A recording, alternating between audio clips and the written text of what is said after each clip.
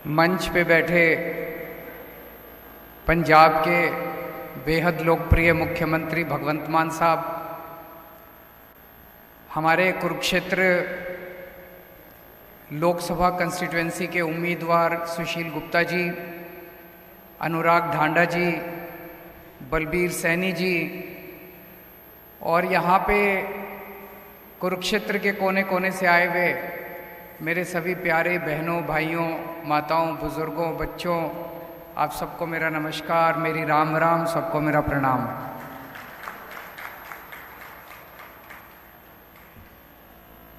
एक महीने बाद लोकसभा का चुनाव है, किसी भी टाइम कोड लग सकता है और इस बार लोकसभा के चुनाव में कुरुक्षेत्र लोकसभा कंस्टिट्यूएंसी से इंडिया गठबंधन की तरफ से आम आदमी पार्टी के लोकसभा प्रत्याशी सुशील गुप्ता जी खड़े हो रहे हैं।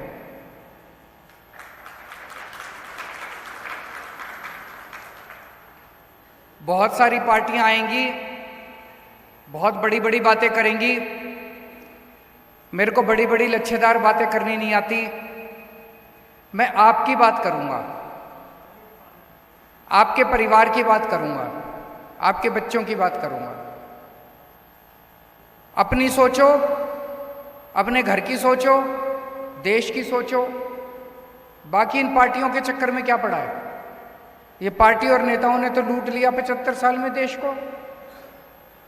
तो एक महीने बाद चुनाव है। इस चुनाव में आपको अपना सांसद चुनना है, किसे वोट दें।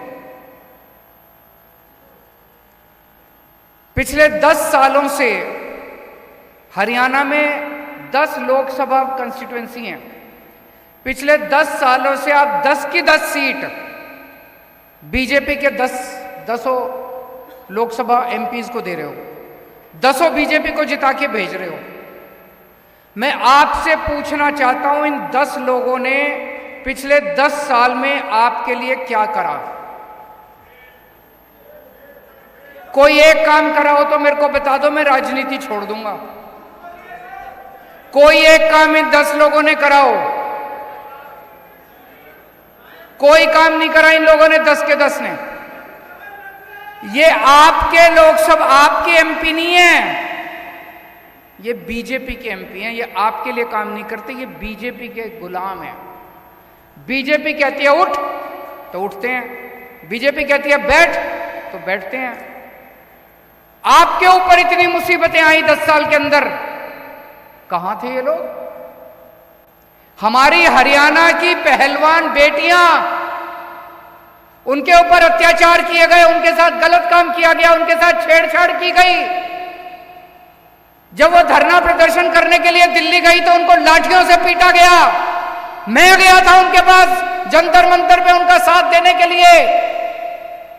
आपके 10 एमपी कहां थे? तालियां बजा रहे थे जब आपकी बेटियों के साथ छेड़छाड़ की जा रही थी।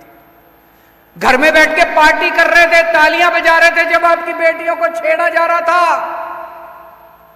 अभी जब आप किसान, हरियाणा के, पंजाब के किसान दिल्ली जाना चाहते थे, बॉर्डर के ऊपर उनको रोक लिया गया। क्या कसूर था जी किसानों का? यही तो कह रहे थे फसलों के पूरे दाम दे दो। मिलने चाहिए कि नहीं मिलने चाहिए पूरे दाम? फसल के पूरे दाम मिलने चाहिए नहीं मिलने चाहिए किसानों को? किसान कह रहे थे फसलों के पूरे दाम दे दो। क्या मिला बदले में? ऊपर से गोले छोड़ दिए। ऊपर से चाइना के ऊपर गोले छोड़ने की हिम्मत नहीं है इनकी, पाकिस्तान के ऊपर गोले छोड़ने की हिम्मत नहीं है, अपने किसानों के ऊपर गोले छोड़ दिए इन लोगों ने। एक किसान मारा गया, किसान का बेटा शहीद हो गया पंजाब के अंदर।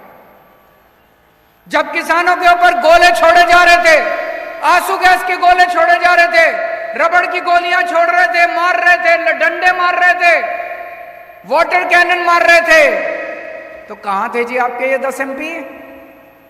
ये तालियां बजा रहे थे। बड़ा मजा आ रहा था इनको, किसानों को पीट रहे हैं, बड़ा मजा आ रहा था इनको, बहुत मजा आ रहा था इनको। पिछले साल किसानों की फसलें बर्बाद हो गई पूरे हरियाणा के अंदर। पूरे हरियाणा के किसानों में तबाही मची हुई थी, फसलें बर्बाद हो गई, बेचारा किसान लुट गया। ब्याज, वो कर्जा लेके तो बेचारा फसल उगाता है, उसका ब्याज ऊपर से देना पड़ता है। चारों तरफ किसान कह रहे थे भाई हमको मुआवजा दे दो, मुआवजा दे दो। किसी को मुआवजा नहीं दिया खट्टर सरकार ने। कहां थे तब ये 10 के 10 MP? किसी ने आवाज नहीं उठाई आप लोगों की। जब बेरोजगार युवकों को पुलिस वाले दौड़ा दौड़ा के पीट रहे थे, डंडे मार रहे थे, बेरोजगार युवक नौकरी मांग रहे थे सड़कों के ऊपर, कहां थे आपके 10 के 10 MP? तालियां बजा रहे थे बेरोजगारी पे, आपकी बेरोजगारी का मजाक उड़ा रहे थे। और हद तो तब हो गई जब आपके बेरोजगार बच्चों को यूक्रेन भेज दिया खट्टर सरकार ने युद्ध के अंदर मरने के लिए। मेरे को तो रोना आ गया। अगर कहीं युद्ध हो जाए तो सारी दुनिया के देश अपने नागरिकों को वहां से निकालते हैं।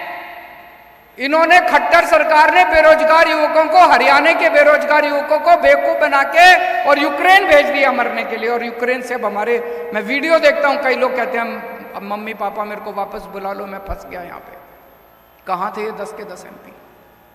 इस बार गलती मत कर देना भाई साहब, ये इस चक्कर में मत पड़ जाना। हमने तो प्रधानमंत्री बनाना, प्रधानमंत्री बाकी बना लेंगे, आप तो अपना सांसद बनाएंगे इस बार। ऐसा सांसद बनाना, ऐसा सांसद बनाना जो आपके सुख दुख में काम आए। सुशील गुप्ता को सांसद बनाओगे, कम से कम कल को धरना प्रदर्शन करने जाना, इसका घर होगा वहां पे घर जाके अपना घर समझ के वहां पे बैठ तो सकते हो। संसद के अंदर व्यापारियों को इतनी तकलीफ होती है, हरियाणा के व्यापारियों को इतनी, मेरे से मिलने के लिए आते हैं व्यापारी, छोटे छोटे व्यापारी, व्यापारियों का दर्द समझता है सुशील गुप्ता। व्यापारियों का अगर कोई मसला होगा, कम से कम अपना आदमी तो बैठा है संसद के अंदर, अपनी आवाज तो उठाएगा कम से कम। उनका गुलाम तो नहीं है बीजेपी वालों का, उनकी तो रोटी तो नहीं खाता। आपकी आवाज उठाएगा, अपने आदमी को भेजो इस बार संसद के अंदर। ये प्रधानमंत्री बनाने के चक्कर में मत पड़ना। किसान है, किसानों की आवाज तो उठाएगा कम से कम खड़ा होके। उनकी हिम्मत नहीं है, बीजेपी के 10 की हिम्मत नहीं है किसानों की आवाज उठाने की, व्यापारियों की। व्यापारियों को अपना आदमी चुन के भेजना है, किसानों को अपना आदमी चुन के भेजना है जो आपकी आवाज उठाएगा। ये सारे के सारे बीजेपी के हैं, ये कभी आपकी आवाज नहीं बन सकते। और आजकल तो ये बीजेपी वाले पूरे देश में घूम घूम के कह रहे हैं हमारी तो 370 आ रही है, हमारी तो 370 आ रही है, हमें तो तुम्हारी वोट चाहिए ही नहीं। खुलेआम कह रहे हैं हमें तो तुम्हारी वोट चाहिए ही नहीं, घर बैठो, हमारी तो 370 आ रही है हमारी। तो फिर क्यों दे रहे हो वोट? मैं दिल्ली से आया हूं आपकी वोट मांगने, हाथ जोड़ के आपके पैर छू के आपकी वोट मांग रहा हूं।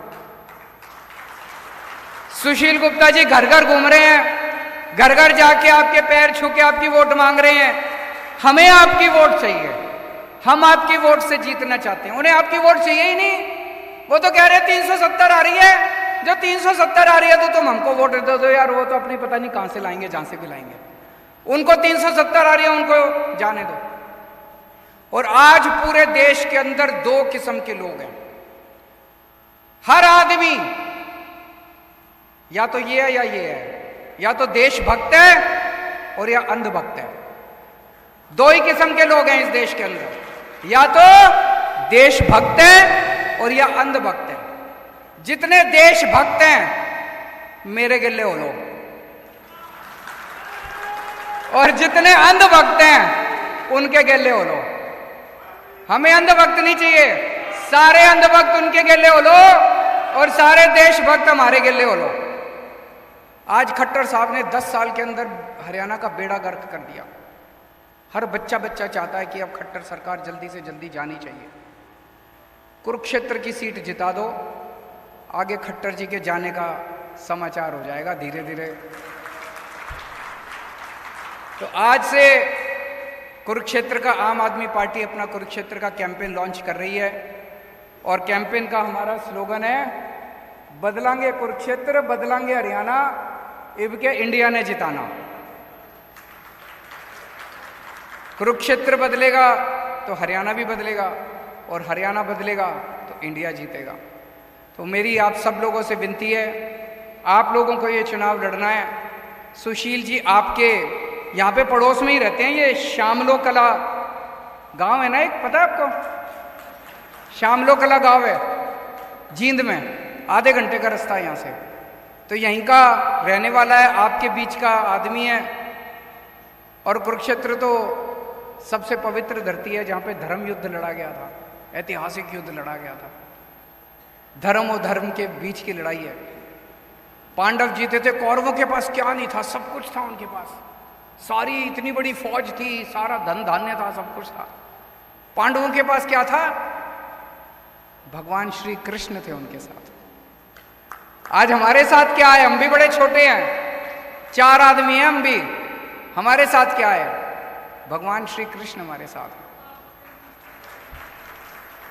और उनके पास सब कुछ है। आज उनके पास सारी शक्तियां हैं, सारी IB, CBI, ED, PD सब है उनके पास। हमारे पास नहीं, हमारे साथ हमारा धर्म है। और ये धर्म और अधर्म की लड़ाई है। आप लोगों को तय करना है कि आप धर्म के साथ हैं कि अधर्म के साथ।